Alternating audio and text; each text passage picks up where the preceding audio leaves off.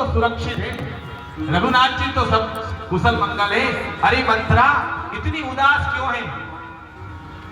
तो मंथरा ने कहा कि देवी तुझे नहीं मालूम है, तेरा जो सुहाग है ना राजा दशरथ, ये एक नंबर के कपटी है। और जैसे ही कपटी कहा एक तमाचा दिया है, फेंक दी 3 फीट दूर। मंथरा रोने लगी, बिलखने लगी। दया आई के मैया को उठाया है, अपने बगल में पलंग पर बिठाया और कहा कि मंथरा तुझे शर्म नहीं आ रही है? राजा को कपटी कह रही है तू? क्यों कपटी कह रही है? क्या कारण है बता।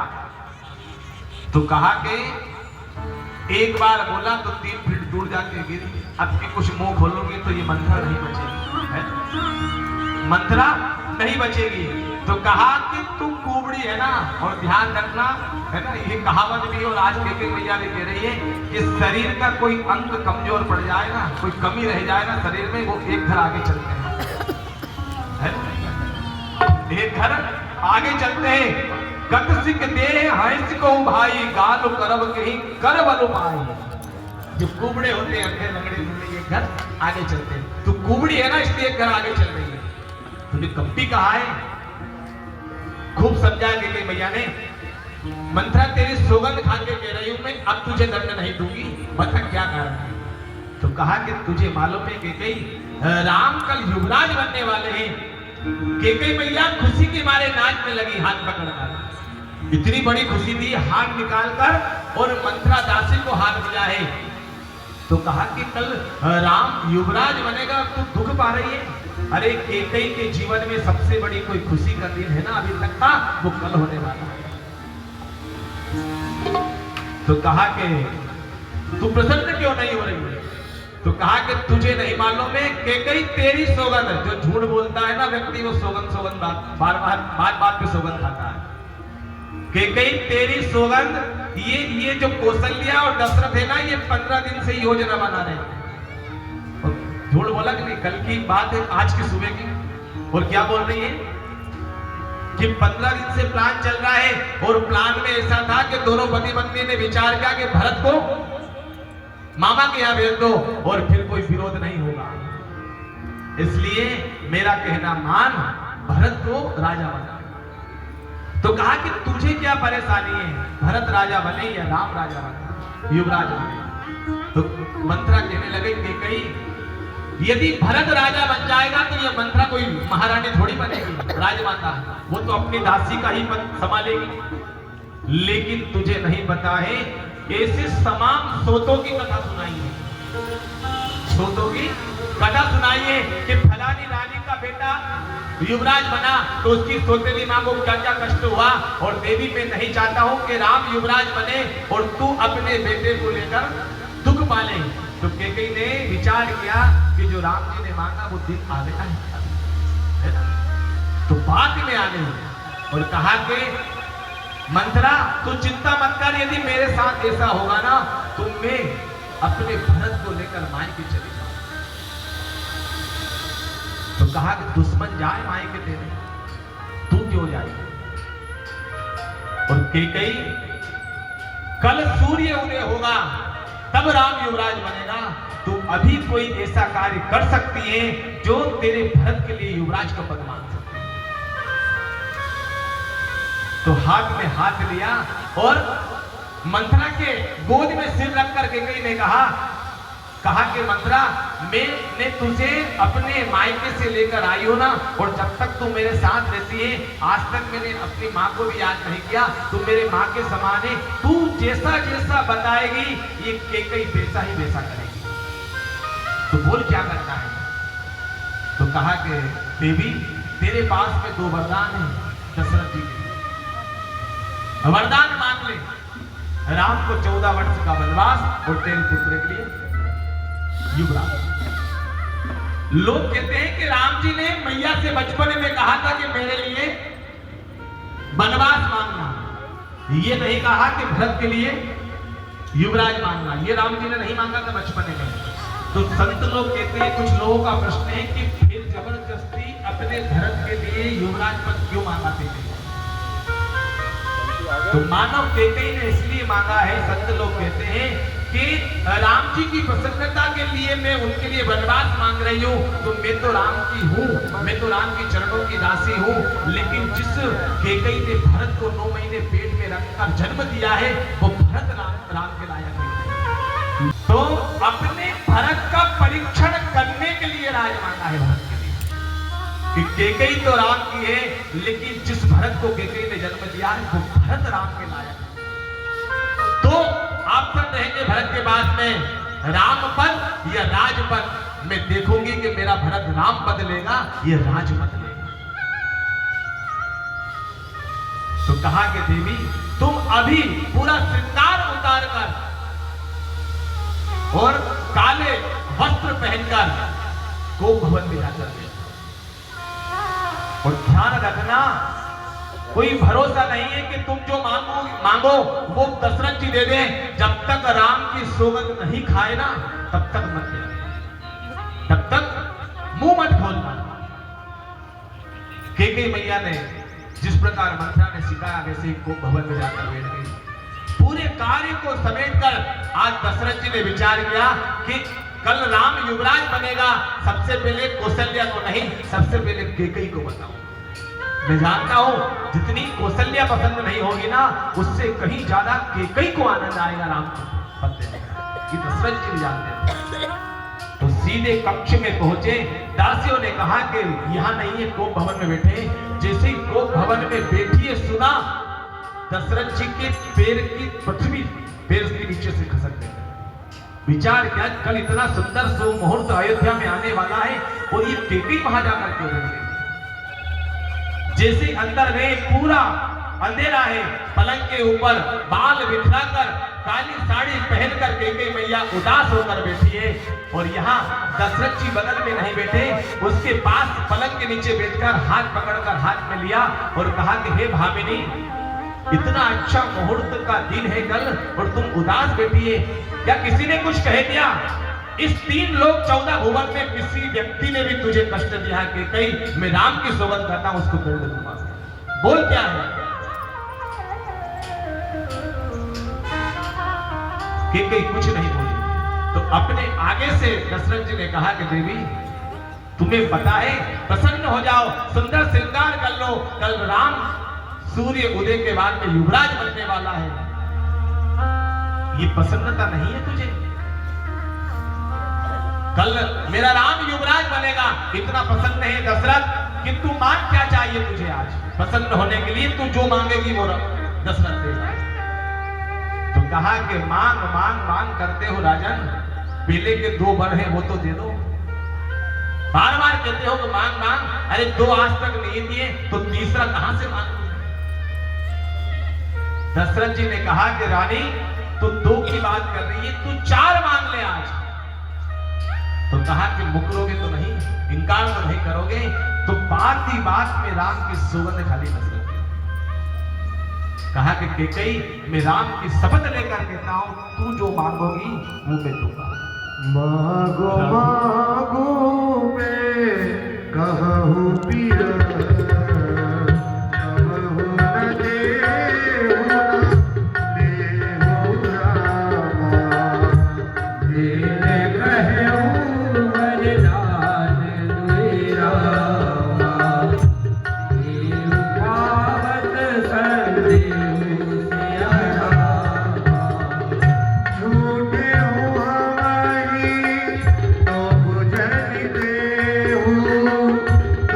कहे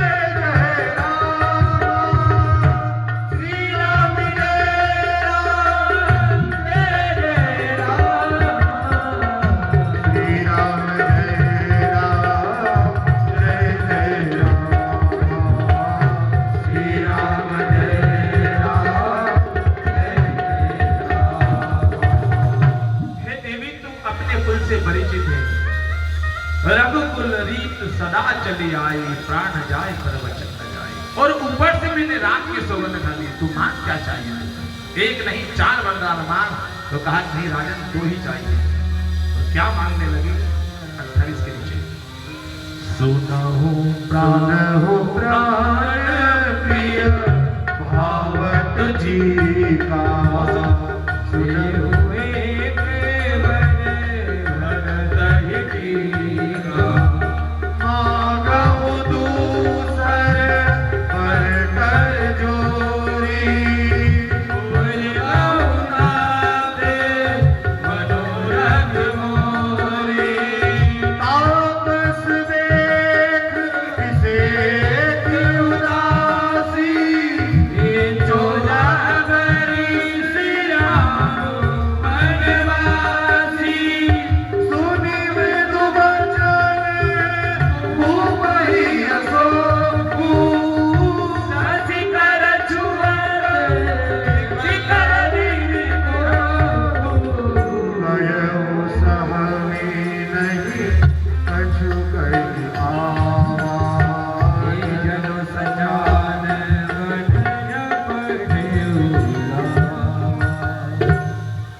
सुनौ प्राण प्रिय भावत जी का, देव एक वर भरत ही प्रिया।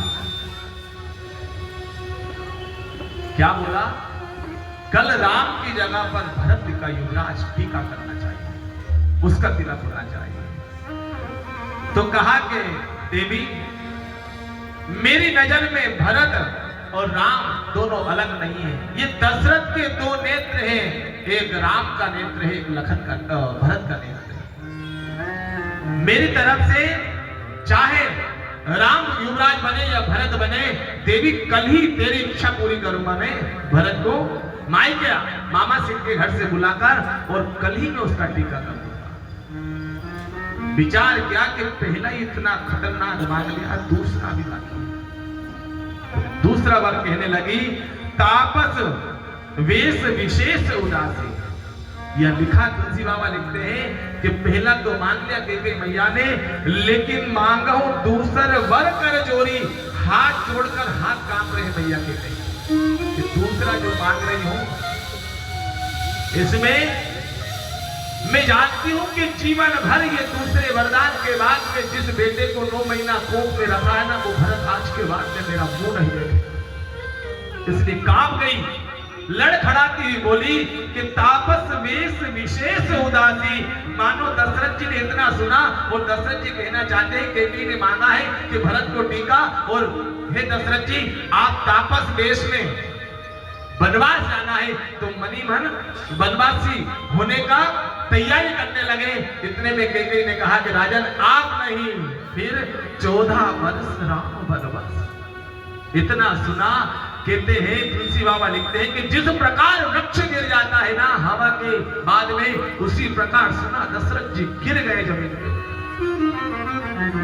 और ऐसे पड़े हैं कि वृद्ध हाथी जब हो जाता है ना तो वहां शेर दहाड़ मारता है, जब वृद्ध हाथी बिल्कुल अंदर हो जाता है उसी प्रकार सकुचा करके दशरथ जी जमीन के ऊपर गिर गए और चरण पकड़कर कहने लगे कि हे भरत की मां कैकेयी, तेरे बेटे को युवराज बनाना ही तो बना,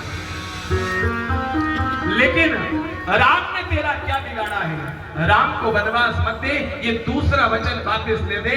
हम कौशल्या और मैं राम की सौगंध खाता हूं कैकेयी कि जब भरत युवराज बन जाएगा ना, हम तीनों इस अयोध्या को छोड़कर कुटिया बना के जंगल में ले लेंगे, तेरे और तेरे बेटे के बीच में एक दिन भी नहीं आएंगे। कैकेयी मैया तो कठोर हो गई है। कहा कि राजन आपने अभी कभी कहा था राम की सौगंध खाकर रघुकुल रीत सदा चली आई, यदि पलटना है राजन तो पलट जाना, यदि पलटोगे ना राजन तो कलंक लगेगा, रघुवंश को लगेगा और राजा दशरथ को लगेगा। यदि नहीं पलटोगे तो तुम्हारी यश कीर्ति गाई जाएगी। दशरथ जी कहने लगे कि ये वरदान तो मैं दे दूंगा तुझे, लेकिन ये दशरथ जी तो कहा कि राजन यदि वरदान नहीं दोगे ना, राम को वनवास नहीं दोगे, तो ये केकई मर जाएगी। देने पर दशरथ मरेगा और नहीं देने पर केकई मरेगी। राजन, मैं तो स्त्री ठहरी है ना, मुझे कलंक लगेगा तो मैं घर के दरवाजे के अंदर 14 वर्ष निकाल लूंगी, लेकिन तुम तो राजा हो, समाज में जाओगे, सिंहासन के ऊपर बैठोगे और कलंक लेकर किसको मुंह दिखाओगे?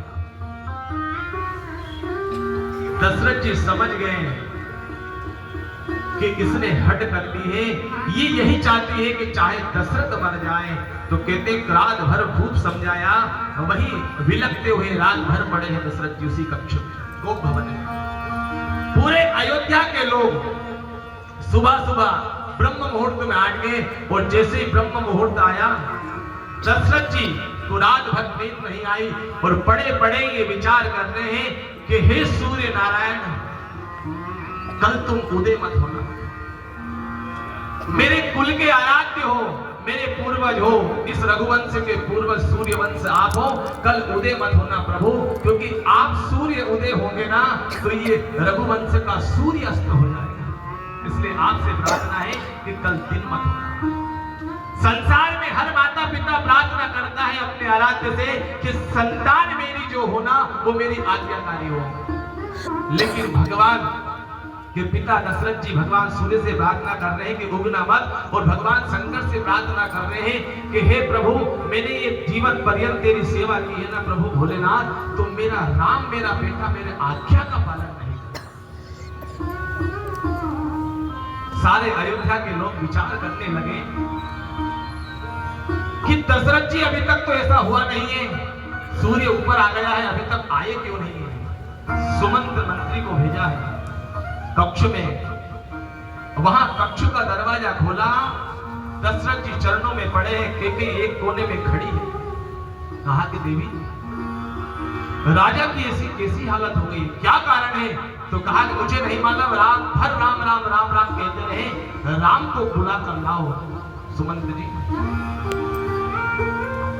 सुमंत जी गए हैं राम जी को बुलाने। राम जी ने जैसे ही सुना उसी समय दौड़ लगा कर आए जिस अवस्था में थे, और राम जी ने आज जीवन में पहली बार दुख देखा है। चरणों में बैठ गए, कहा कि पिताजी क्या कष्ट है? पिता का कष्ट यदि संतान दूर नहीं करे तो वहां संतान का होना निराधार है। इसलिए प्रभु आप ये राम को बताइए, आपका उदासी का क्या कारण है, आपकी ये हालत कैसे हुई है? आप जो कहोगे ये राम वही कुछ बोले नहीं। मैया से कहा कि मैया अब तुम ही बताओ कि क्या करना है।